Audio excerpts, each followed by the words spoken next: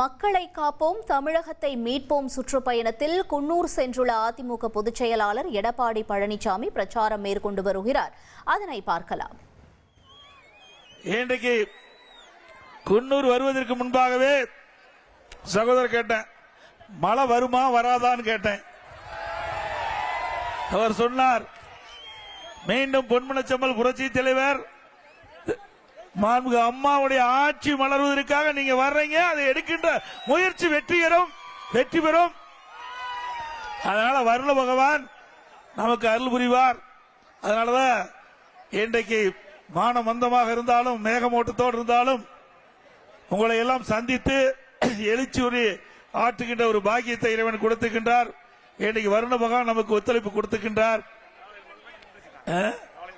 காலையில மழை பெஞ்சு நமக்கு வாழ்த்து சொல்லி இப்பொழுது மழை நின்று உங்களை சந்திக்கின்றேன். இன்றைக்கு திராவிட முன்னேற்ற கழகம் ஆட்சிக்கு வந்து 52 மாசம் உருண்டு ஓடிவிட்டது. இன்னும் ஒரு 7 மாதம் தான் இருக்குது. அதுக்கு பிறகு தேர்தல் அறிவிச்சிருவாங்க. இந்த 52 மாத காலத்தில் நீலகிரி மாவட்ட மக்களுக்கு ஏதாவது செஞ்சிருக்காங்களா? குன்னூர் சட்டமன்ற தொகுதியில் ஏதாவது பெரிய திட்டம் வந்திருக்குதா? இதே அனைத்து இந்திய அண்ணா திராவிட முன்னேற்ற கழகம் இருக்கின்ற பொழுது இதே புரட்சி தலைவி அம்மா அவர்கள் நீலகிரி மாவட்ட மக்களை நேசித்தவர். இந்த மாவட்டத்திலே தனக்கென்று ஒரு தனி இடத்தை வைத்தார். இந்த மாவட்ட மக்களுக்கு தன்னுடைய இதயத்திலே தனி இடம் பிடித்தவர்கள் இந்த மாவட்ட மக்கள்.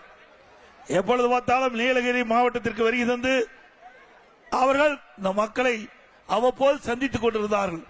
துரதிருஷ்டவசமாக இந்த மண்ணிலே மறைந்தாலும் மாண்புக அம்மா அவர்கள் எப்படி இந்த மலை கிராமத்தில் இருக்கின்ற நீலகிரி மாவட்ட மக்களை நேசித்தார்களோ அதே போல இன்றைய தினமும் அனைத்து இந்திய அண்ணா திராவிட முன்னேற்ற கழக நிர்வாகிகளும் தொண்டர்களும் உங்களை நாங்கள் நேசித்துக் கொண்டிருக்கின்றோம். இன்றைக்கு இந்த நீலகிரி மாவட்ட மக்கள் ஏதாவது நோய்வாய்ப்பட்டா இன்றைக்கு மேட்டுப்பாளையத்துக்கு போகணும் அல்லது கோவைக்கு போக வேண்டும், அறுவை சிகிச்சை செய்ய வேண்டும் என்றால் நீண்ட கால பிரச்சனை. இந்த மலை கிராமத்தில் இருக்கின்ற மக்களுக்கு நல்ல சிறப்பான மருத்துவ சிகிச்சை கிடைக்க வேண்டும் என்ற அடிப்படையில் அனைத்து இந்திய அண்ணா திராவிட முன்னேற்ற கழக அரசு பொழுது நான் முதலமைச்சர் இருந்த காலகட்டத்தில் அரசு மருத்துவக் கல்லூரி மருத்துவமனை கொண்டு வந்தேன். 400 கோடி அந்த திட்டத்தின் மூலமாக இன்றைக்கு மருத்துவக் கல்லூரி மருத்துவமனை கொண்டு வந்து இந்த பகுதி மக்களுக்கு ஏதாவது நோய் ஏற்பட்டால் அறுவை சிகிச்சை செய்ய வேண்டும் என்று சொன்னால் சிறப்பான அறுவை சிகிச்சை செய்யக்கூடிய அளவிற்கு தரமான சிகிச்சை கொடுக்கின்ற அளவிற்கு அற்புதமான மருத்துவமனை கொடுத்த அரசாங்கம் அதிமுக அரசாங்கம்.